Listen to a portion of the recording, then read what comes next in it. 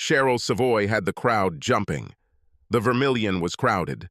The bouncers weren't letting people in because they were at full capacity. The last thing Randy Paul wanted was for the fire chief to shut them down. 5 women, employees of the public utilities of St. Anne Parish, entered and took a table. They weren't loud, noisy, or obnoxious, but they weren't quiet either. "Didn't they have a band on Friday?" one woman asked the others. "Yeah, I think someone said they wanted too much money," agreed another woman. Soon they began to be invited to drink and dance. Drinks were not refused, and most offers to dance were accepted. "We need to keep an eye on handbags," the 5th woman shouted to be heard over the music. "But sit with me until someone comes back, okay?" Peter Newland smiled and took the offered seat. While they were waiting for one of Deirdre Bremer's friends to return, Peter told Deirdre that he was an attorney, new to the law firm Banks, Chastain, and Green. While they were talking, he did not hide his thick wedding ring. Married?" Deirdre asked pointedly, tapping the gold bracelet with a polished, blood-red fingernail. "Mm-hmm." Peter smiled and pointed to an attractive blonde who was dancing on the dance floor with a handsome young man. "Charlene is right there. When she said she was going to dance with him, I think he said his name was Danny. I said, 'I'm going to dance with you.'" Deirdre watched Charlene's flexible, sensual movements. Charlene's silk tank top revealed that Charlene was not wearing a bra. Charlene's short leather miniskirt sparkled against the lace cuffs of Charlene's black stockings as she danced with her male partner. Peter watched his wife as she moved her hips and buttocks sensuously. He looked at Deirdre and smiled when he saw that Deirdre's attention was focused on Charlene. Deirdre was attractive in a somewhat harsh way. Her blonde hair was thick, with many brown streaks, commonly referred to as a dirty blonde. Her hair was cut to shoulder length. There was a certain hardness in her brown eyes, and her lips were pouting. Peter theorized that at some point in the past, someone had told Deirdre that she was beautiful, and Deirdre had believed them. The fact that the young man only said those words to have sex with a well-endowed girl had never crossed Deirdre's mind. Someone said she was beautiful, and Deirdre wanted to believe that she was beautiful. Peter felt that if he called Deirdre sweetheart, she would be very offended. After another song, 2 of Deirdre's colleagues returned, accompanied by 2 grinning young men. Peter and Deirdre walked onto the dance floor, joined the crowd of happy, sweaty people, and started dancing. Peter and Charlene were cut from the same cloth. Both moved with sensual grace. Deirdre smiled as Peter pulled her into a loose embrace. The light and pulsating bass blended with their movements. "Drink?" Peter suggested after the 3rd song. "Yes, Harvey Wallbanger," Deirdre pleaded. "Charlene, love, this is Deirdre," Peter introduced Deirdre to his wife. "I'll get us a drink, make sure no one steals it from us." "Hello," Charlene said happily, and surprised Deirdre by kissing Deirdre on the lips. Peter returned a few moments later. Charlene nodded her thanks and took a sip. Deirdre swallowed half of her Wallbanger in one gulp, and then resumed her conversation with Charlene. "Deirdre works in the order cancellation department," Charlene told Peter. "About? So you were the one who cut off my electricity?" Peter looked at Deirdre mockingly. "No. It was you who made the decision to spend your funds rather than pay the bill." Deirdre grinned. Deirdre informed Marcia, their designated driver, that she was leaving. Marcia took a sip of water and looked at Deirdre with a raised eyebrow. Looking past Deirdre, Marcia looked at Peter and Charlene, then shrugged. "See you on Monday," Deirdre said enthusiastically and rushed off to catch up with Peter and Charlene. Peter opened the back door of his Mercedes for his wife and Deirdre. As he started the car, Charlene moved and sat closer to Deirdre. Before leaving the Vermilion parking lot, Charlene and Deirdre kissed, tongue teasingly. Deirdre didn't notice how many turns Peter made, didn't notice which direction they were going. At the club, it was obvious that Charlene wasn't wearing a bra. Her breasts swayed freely in the soft tank top. When the car died, Charlene and Deirdre separated. Deirdre looked around and noticed that they were in a very neat garage. The red lipstick Mazda Miata in the second garage bay made Deirdre squeal that she wanted one. That's my car. Charlene laughed at Deirdre's reaction. So why didn't you all ride it? Deirdre asked as Peter helped her out of the back seat. We knew we wanted to take 1 or 2 people home with us, Peter said as he opened the door leading from the garage to the kitchen of their home. It's hard to fit 3 or 4 people into her tiny matchbox. Huh, Deirdre said as Charlene pushed Deirdre into the small, comfortable bungalow. By the way, is this, that Danny guy? Peter asked Charlene as he closed and locked the garage door. That lovely bulge in his pants, it was a rolled-up sock, Charlene admitted. You're kidding me. Oh my God. Peter rolled his eyes. God, do people still do this shit? I guess, agreed Charlene, dragging Deirdre into the living room. Honey, can you make us a couple drinks? Charlene picked up the remote control from the coffee table and pressed a button. Soft music started playing, and Charlene pulled Deirdre close to her. The 2 women hugged each other and swayed slowly to the music. Charlene kissed Deirdre and lightly sucked on her tongue. Peter and me, we are in an open relationship, Charlene admitted to Deirdre. There is nothing more erotic or more satisfying to me than watching my beautiful wife make love to another man, Peter admitted, placing a fresh Harvey Wallbanger and a grasshopper on 2 coasters on the coffee table. Or a woman, Charlene said. Or a woman, Peter agreed. Making love, Charlene croaked, clinking her glass with Deirdre's. Making love, Peter echoed, touching his glass to 2 glasses. Making love, Deirdre agreed, sipping her drink. After the workday came to an end, Deirdre rushed home, ate a frozen meal from the microwave, then pulled on a black lace bra and matching thong. She had a black camisole sewn underneath her black mesh blouse, so it looked like she was wearing nothing underneath, but there was little chance of anyone seeing any body parts. The smoky gray knee-length skirt and black stockings showed off her legs perfectly. In the bedroom, Charlene and Peter helped Deirdre undress.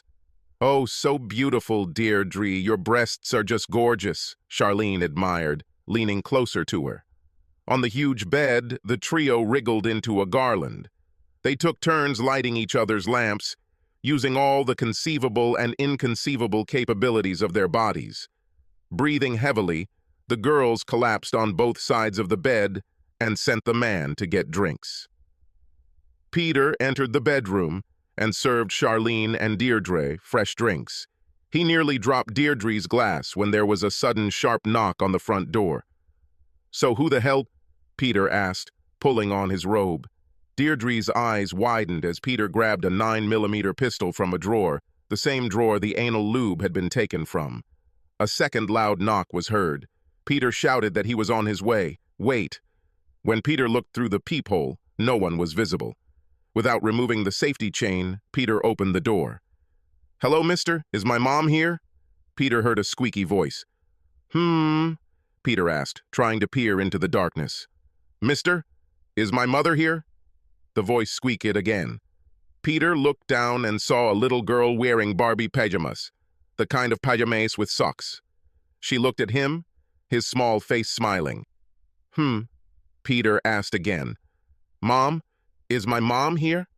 My dad says this is where Mom and I will live, the little girl said, her words stumbling and tripping over each other. Now Peter saw that there were 3 suitcases directly behind the little girl. He saw no one else, only the little girl and the suitcases on his porch. Peter closed the door and removed the safety chain. He opened the door and went out onto the porch. He looked around, then turned around as a little girl ran into his house. Hey, you, go away, don't run into my house, Peter turned and shouted after the little girl. 2 squeals told Peter that the child had found the bedroom and burst into Charlene and their guest. Still not seeing anyone outside, Peter entered the house again and locked the front door. Deirdre, I don't care, Peter heard his wife bark angrily. Peter heard sobs coming from the bedroom and rolled his eyes. Lustful women, nasty women, drunk women. These are all the types he could deal with. Crying women were beyond his skill set. Entering the bedroom, Peter saw his wife in her usual robe with the sign, I don't want to talk about it. Deirdre dressed awkwardly as the little girl sat on the edge of the bed. As he entered the room, Charlene turned and glared at Peter. "It's your problem, deal with it," Charlene growled and stormed out of the room. My husband, my husband," Deirdre hiccuped as she tried to speak. "That's none of my concern," Peter interrupted Deirdre's sentence. "Honey, you knew you were married when I asked you to dance. You knew you were married when you got into our car. You knew you were married when you walked into our bedroom. So that's your problem." But he's divorcing me," Deirdre howled.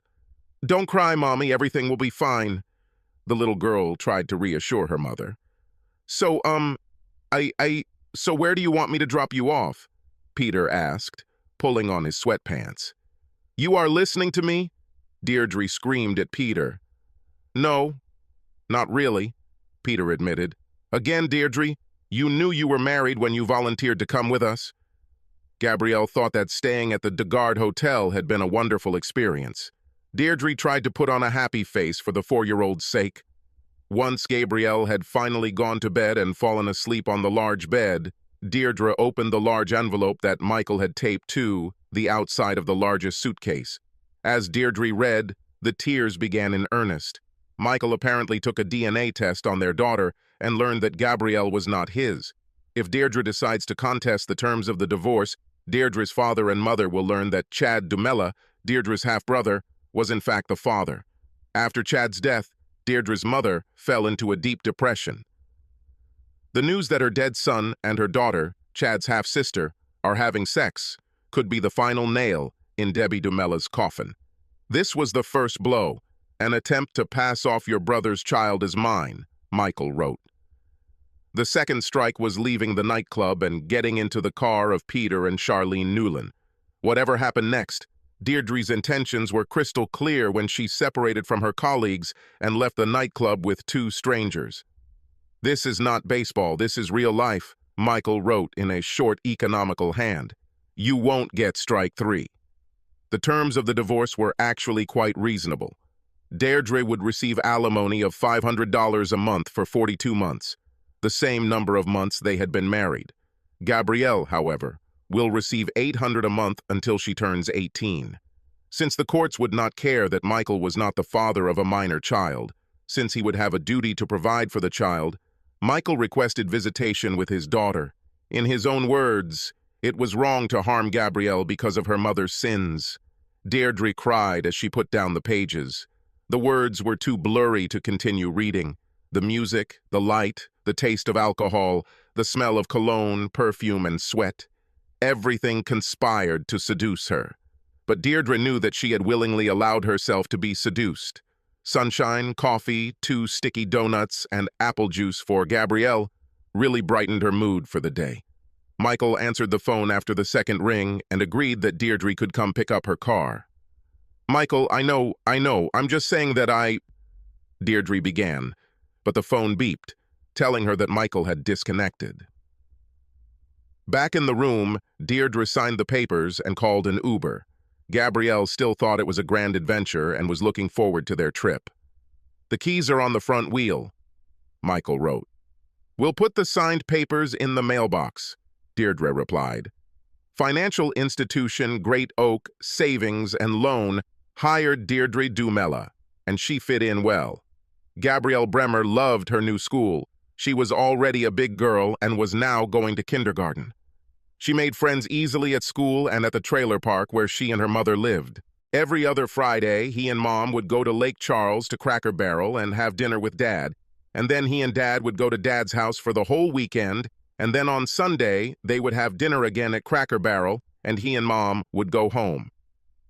To your trailer. "I know I've said this 1,000 times, Deirdre said after lunch on those Sundays, but it's true. I'm just really sorry." "There is no third strike," Michael said categorically. "Bye, honey. Bye. Dad already misses you. Be a good girl for your mom, okay?" Nearly a year after Deirdre Gabrielle's indiscretion dashed her hopes of a possible reunion, at Sunday dinner, Gabrielle talked non-stop about the upcoming wedding. She had already chosen a dress for the flower girl, and Miss Irma was very sweet and said that Gabrielle would be the most beautiful flower girl in the world, and through a haze of tears, Deirdre saw the expression of sympathy on Michael's face. He did not gloat or mock. He really knew how Deirdre felt. "That's how you felt when I got into that car?" Deirdre whispered as Gabrielle paused in her monologue long enough to scoop some ketchup on her fries. Michael didn't answer. Deirdre tried her best not to burst into tears as he carefully reached across the table and squeezed her hand. Thursday of the following week was the 15th of the month. All the cashiers and customer service staff knew it was payday for a large portion of Oakleaf County. As expected, there was a bit of jogging during lunch, and then another jog towards the end of the day. Deirdre smiled as Glenn Kennedy, a handsome older man, allowed a young woman to walk ahead of him when Penny called out her availability. Deirdre ended her conversation with the young man at her window and waved Glenn forward. Glenn Kennedy was handsome, very well dressed, and had a deep, rich voice that made Deirdre go weak in the knees. In the past, she had politely rejected his attentions, hoping against hope that Michael would forgive her. But now that Michael has moved on, "Hey, beautiful, ready to run away to Mexico with me?" Glenn asked, presenting the commission check and deposit receipt. "Why don't we go on a couple of dates first? I wouldn't want to come all the way to Mexico and find out that I don't like the way you snore," Deirdre suggested. Are you serious? Yes, ma'am, Glenn stammered, pleased that his favorite bank teller was finally starting to go easy on him. On their date, a fun evening at Japanese hibachi restaurant Tokyo Gardens, followed by an ice cream sundae at Holland's Hand-Cranked ice cream shop, Deirdre held nothing back. She admitted that she was a bit slutty in high school and only went to college for a year before pregnancy forced her to drop out and find gainful employment. She spoke openly and honestly about why her loving and devoted husband filed for divorce. In the spirit of openness, Glenn spoke about his 14-year marriage to his high school sweetheart. A few days before their 15th anniversary, 2 months before Gloria's 34th birthday, Gloria decided to leave the relationship. Deirdre was impressed by Glenn's maturity towards his ex-wife. Her deception clearly hurt him, but he did not call his ex-wife derogatory names. When he spoke, he did not use profanity. "But you know, it really made sense why she never wanted children." Glenn smiled sadly and then brightened. "But tell me about Madame Gabrielle. She goes to kindergarten, right?" Their second date was bully burgers and then ice skating. Deirdre learned that she could ice skate and happily told Glenn that she couldn't wait to take Gabrielle to the skating rink. She was confident that her little girl would become a professional figure skater in no time. This date ended in bed in Deirdre's trailer. Lauren Kennedy taught Glenn well, and Deirdre silently thanked the unknown woman. A month after their first date, Glenn accompanied Deirdre and Gabrielle to Friday dinner with Michael and Miss Irma. The men immediately became close, talking about the lack of decent coaching staff at the local university level. Irma had that unmistakable glow, and Deirdre shared memories of her pregnancy with Gabrielle. No, unless you're in the Big Ten or the SEC, forget about the coach," Michael agreed. "A large tablespoon of honey with prune juice?" advised Deirdre. "Oh, and watch your sugar. I mean processed sugar. Trust me, I know how much you want tornado donuts. Do not do that. Do not do that." "I have a meeting with Craig Goodwin tomorrow morning," Glenn said casually as he drove west on I-10 while Michael, Irma, and Gabrielle drove east. "About? Is he not going to buy that Ferrari?"